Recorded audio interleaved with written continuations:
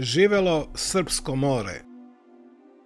8. oktobra 1912. godine Crna Gora objavljuje rat Turskoj i istog dana napada turske položaje kod Skadra. Bio je to početak prvog Balkanskog rata koji je trajao nešto manje od 8 meseci, tačnije do 30. maja 1913. godine. Na jednoj strani kao članice Balkanskog saveza bili su Crna Gora, Srbija, Bugarska i Grčka, a na drugoj vekovni neprijatelj Turska. Balkanski savez stvoren je da bi nakon 5 vekova konačno isterao Tursku sa Balkana. Trajao je kratko, to jest do trenutka kada su se njegove članice posvađale oko podele teritorija osvojenih u Prvom Balkanskom ratu. Najveći razdor je postojao između Bugarske i Srbije, jer su obe države žele da pripoje Makedoniju svojoj teritoriji.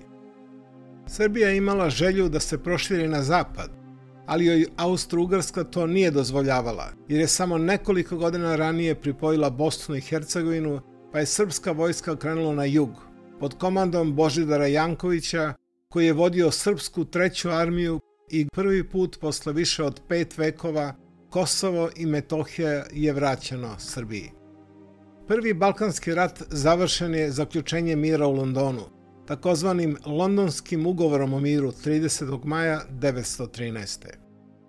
Pod budnim okom velikih sila Srbija i Crna Gora dobili su neke povlastice, ali su morale i da se odreknu nekih svojih zasluga. Tako su Srbija i Crna Gora podelile Sandžak, ali im nije bilo dozvoljeno da zauzmu teritoriju današnje Albanije. Bugarska je dobila deo Trakije, a Grčka Krit. Teritorija današnje Makedonije ostala je pod znakom pitanja, ali na neki način pod srpskom upravom, što je izazvalo veliko nezadovoljstvo Bugara.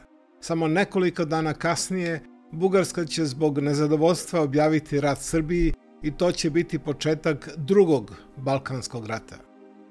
Turska je morala da se povuče iz Evrope, ispod takozvane linije Enos-Midija, gde je otprilike i danas teritorija te države.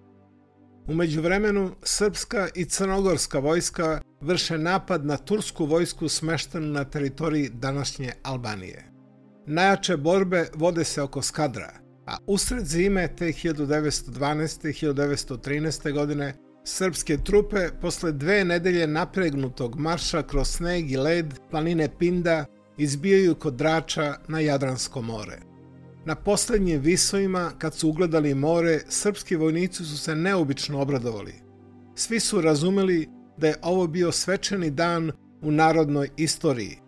Vrata oslobođenja i prosvećenosti ponovo su se otvorila. I poslednji seljak mislio je na slobodnu budućnost obnovljene otadžbine i osjećao je da su narodu vraćena pluća da bi mogao disati. Oni su trčali do Drača, ali pre ulaska svaki je zauzeo svoje mesto i defilovanje do obale izvršeno je u najlepšem redu. U more je pobodena srpska zastava uz krokrati uzvik "Živelo srpsko more".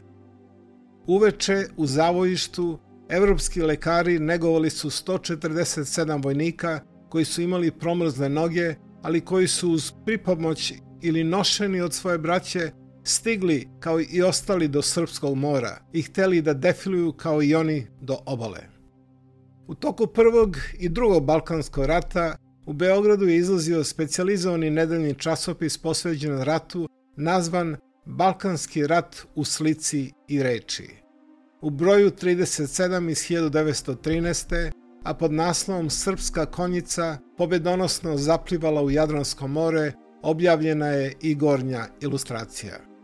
Ispod ilustracije stajao je sledeći tekst.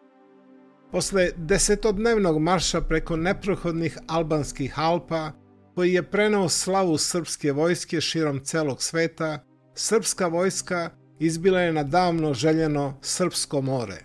Konjica njena, iako satrvena maršavima kroz neprohodne klance, gde su i ljudi i konji danima bivali bez hrane i održavali se šakom kukuruza, prva je ugledala more i oduševljenje koje je vojnike u tom trenutku obuzelo neopisivo je. Taj moment izlaska na more snimljene i sa svoje veličanstvenosti i silnog izraza koji se ogleda na licima sviju, nazvat je venčanje s morem. Neka im je večna slava, da se ne zaboravi.